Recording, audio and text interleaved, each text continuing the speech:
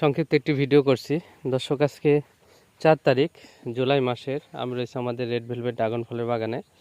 আজকে আমাদের স্প্রে দেওয়ার কাজ চলছে। এই যে নতুন যে কুড়িগুলো মোটামুটি ভালো পরিমাণ আছে। এটাকে সুন্দর করে এর গঠনটা তৈরি করার জন্য এবং ঝরে পড়া রোধ করার জন্য আমরা যেটা ইউজ করা দরকার সেটাই করছি।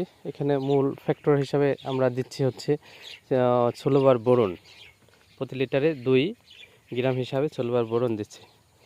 তো this time 16 bar boron use dragon tree because this আপনার টাইম এই ছোট ছোট এই গুটি অবস্থাকে জন্য এই সময়টা এই boron use very very important.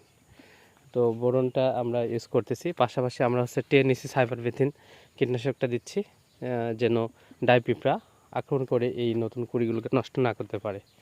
তো এই টাইমে এটা খুবই প্রয়োজন। তো যারা এখনও দেননি এটা তাড়াতাড়ি দিয়ে দেন, যাদের এই ধরনটা চলে আসছে।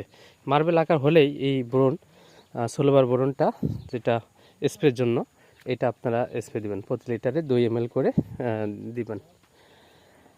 আর 10 ইসি তো দিচ্ছি, এটা দিয়ে আমাদের স্প্রে চলছে আজকে। মোটামুটি আমাদের বাগানগুলোতে স্প্রে চলবে, কারণ এই ধরনটা মোটামুটি ভালো আছে। কারণ আমাদের প্রথম 2টা ধরনের পর্যাপ্ত ফল থাকার কারণে সেই ফলগুলো আমাদের সব হারভেস্ট হয়ে গেছে। এখন বাগান অনেকটাই ফাঁকা, যার কারণে নতুন করে মোটামুটি ভালোই আসছে।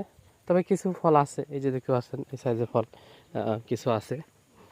আবার পরিপক্ক ফল অল্প 2-4টা আছে, আমরা কালকেও হারভেস্ট করেছি, যার কারণে পরিপক্ক ফল খুবই কম। তো ধন্যবাদ সবাইকে, আল্লাহ হাফেজ।